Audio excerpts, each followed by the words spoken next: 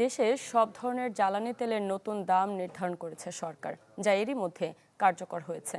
নতুন দর অনুযায়ী ডিজেল প্রতি লিটার 115 টাকা, কেরোসিন 130 টাকা, পেট্রোল 135 টাকা এবং অকটেন বিক্রি হচ্ছে লিটার প্রতি 140 টাকায়।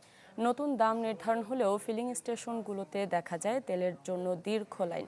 অনেক পাম্পে তেল না পাওয়ারও অভিযোগ করেছেন গ্রাহকরা। তারা সরকারের প্রতি ভোগান্তি কমানোর প্রতি আহ্বান জানান। ভোক্তাদের সংখ্যা নতুন দাম নির্ধারণে বাড়তি চাপ পড়বে পরিবহন, কৃষি, উৎপাদন ব্যয় এবং নিত্যপণ্যের বাজারে।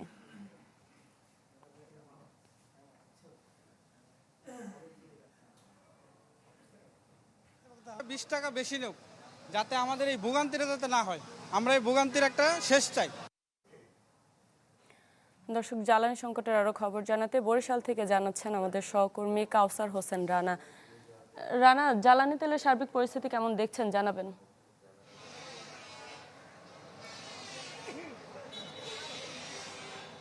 হ্যাঁ শারমিন, যে গত 1.5 মাস ধরে যে সংকট চলছে বা যে সমস্যা চলছে, সেই সমস্যার সাথে বরিশালের পেট্রোল ফিলিং স্টেশনগুলোতে যে মানুষের ভিড় রয়েছে, সেই ভিড় অব্যাহত রয়েছে। এবং আজ যখন তেলের দাম বৃদ্ধি পেয়েছে, সে বৃদ্ধি পাওয়ার পরেও পরিস্থিতির কিন্তু তেমন একটা কোনো উন্নয়ন দেখিনি। কারণ এই মুহূর্তে আমি যে ফিলিং স্টেশনে রয়েছে, সেখানে এসে এর আগে যেমনটি দেখেছি, আজও কিন্তু সকাল থেকে তেমনই বাইকারদের দীর্ঘ যে সারি, সেই সারি কিন্তু অব্যাহত রয়েছে। এবং তারা এর আগেও যেমন দীর্ঘ সময় অপেক্ষা করার পর তেল পেত, সেই অবস্থায় রয়েছে। এর আগে যে দামে বিক্রি হয়েছে তেল, তার থেকে আজ বেশি দামে বিক্রি হচ্ছে, কিন্তু তারপরও তেলের সারি যেমন রয়েছে এবং তেলের যে পরিমাণ, সর্বোচ্চ 300 টাকার তেল কিনতে পারতো, সেই পরিমাণে কিন্তু তারা কিনতে পারছে। এবং এর ফলে কি হচ্ছে, তেলটা কিন্তু আরও কম পাচ্ছে, তাদের প্রয়োজন যতটুকু তার থেকে আরও কম পাচ্ছে, এবং তার ফলে তাদেরকে আবার বারবার এখানে ফিরে আসতে হচ্ছে।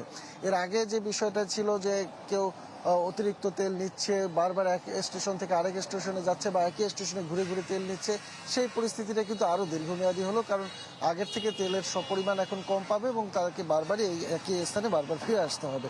এই পরিস্থিতিতে ক্রেতা এবং বিক্রেতা উভয়ের ভিতরে যে একটি বিরূপ প্রতিক্রিয়া, সেটি আমরা এসে লক্ষ্য করেছি। এবং তারা যেটি বলেছে যে তেলের দামটি যেহেতু বাড়ানো হলো, তাহলে তেলটি যতটুকু প্রয়োজন বা যতটুকু যার ইচ্ছা ততটুকু যদি কিনতে পারতো, তাহলে পরিস্থিতিটা আরেকটু ভালো হতো। কিন্তু সেটি হয়নি, কাজের কাজ মাঝখান দিয়ে হয়েছে, তেলের দামটা বৃদ্ধি পেয়েছে। অন্যদিকে যারা 3 হুইলার চালক বা ভাড়ায় চালিত যেসব যানবাহন রয়েছেন, তারা বলছেন যে তেলের দাম বাড়ার ফলে, আবার তেলের পরিমাণ কম পাওয়ার ফলে তাদের যে আয় রোজগার ছিল, সেটির উপরে আগে যা বিরূপ প্রভাব পড়েছিল, এখন আরও তার চেয়ে বেশি প্রভাব পড়ছে।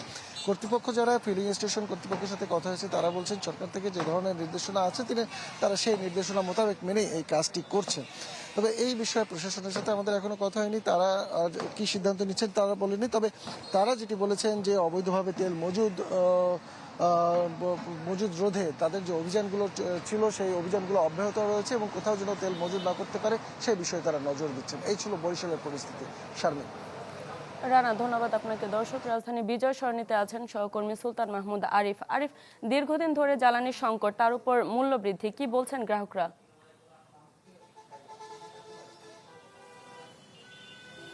ডিজাইন, এলিগেন্স, বিউটি, সেরা পণ্য সবার জন্য জেভিকো।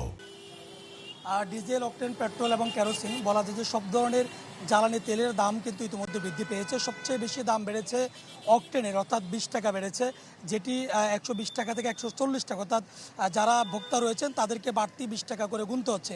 এতে করে কী ধরনের ভোগান্তি, আমরা সরাসরি তাদের সাথে কথা বলার মাধ্যমে জানানোর চেষ্টা করব। আপনি যেহেতু গতকালকেও যে দামে কিনেছেন, আজকে তার চেয়ে 20 টাকা বেশি দিচ্ছেন, এর উপরে কতক্ষণ ধরে দাঁড়িয়ে আছেন এবং 20 টাকাতে বেশি দিচ্ছেন, সেটি আপনি কীভাবে ভোক্তা হিসেবে দেখছেন? আমি 11টা 20-এ আসছি, 11টা 20-এ মহাখালী রেলগেটে এসে দাঁড়ালাম। এখন পর্যন্ত এই পর্যায়ে জানি না সামনে উপর আল্লাহ জানে তেল পাবো কিনা। আর 20 টাকা দাম বেড়ে গেছে হঠাৎ করে, এটা আমাদের জন্য বড় চ্যালেঞ্জের বিষয়। আমরা রাইড শেয়ার করি, এই 20 টাকা তেলের দাম বাড়া শুধু তেল না, ইন টোটাল সব কিছুর দাম বেড়ে যাবে। এই ইফেক্টটা আমাদের যারা মধ্যবিত্ত এবং নিম্ন শ্রেণী, তাদের এই ইফেক্টটা বেশি পড়বে এবং আমাদের জন্য বড় চ্যালেঞ্জ। কালকে 11টায় আসছি, সারা রাতে ঘুম নেই, খাওয়া দাওয়া নেই, সারা রাত ছিলাম। আপনার আজকে সারাদিনই ইনকামটাই শেষ হয়ে যাবে। এখন মানে তেল নেওয়ার পর যে গাড়ি চালাবো, এইটা তো শরীরে এনার্জি নেই। আপনি কি পাঠাও কিংবা উবার নাকি কোথাও চাকরি করেন? উবার পাঠাও দুইটাই চালাই। জি, এখন সেক্ষেত্রে আমাদের চ্যালেঞ্জ, সারাদিন চলে যায় তেলের সিরিয়াল, 20 টাকা দাম বেড়ে গেছে, সেই হিসেবে ভাড়াটা তো বাড়ে না। মানুষের কাছে 10 টাকা চাইলে দিতে চায় না, এটাই স্বাভাবিক। সেক্ষেত্রে আমাদের সাবেন দেখেছেন, আমরা একজন ভুক্তভোগীর সাথে কথা বলেছি, তিনি যেমনটি বলছেন যে তেলের দাম বৃদ্ধি শুধু যে তাদের এই সেক্টরটাতে প্রভাব পড়বে তেমনটি নয়, এটি কাঁচামাল থেকে শুরু করে যানবাহন থেকে শুরু করে সব ধরনের সেক্টরে কিন্তু প্রভাব পড়বে। এখন আসলে কতটুকু প্রভাব পড়ে সেটি আরিফ, দেখার বিষয়। ধন্যবাদ আপনাকে। দর্শক, জ্বালানি সংকটের খবর জানাচ্ছিলেন আমাদের সহকর্মীরা।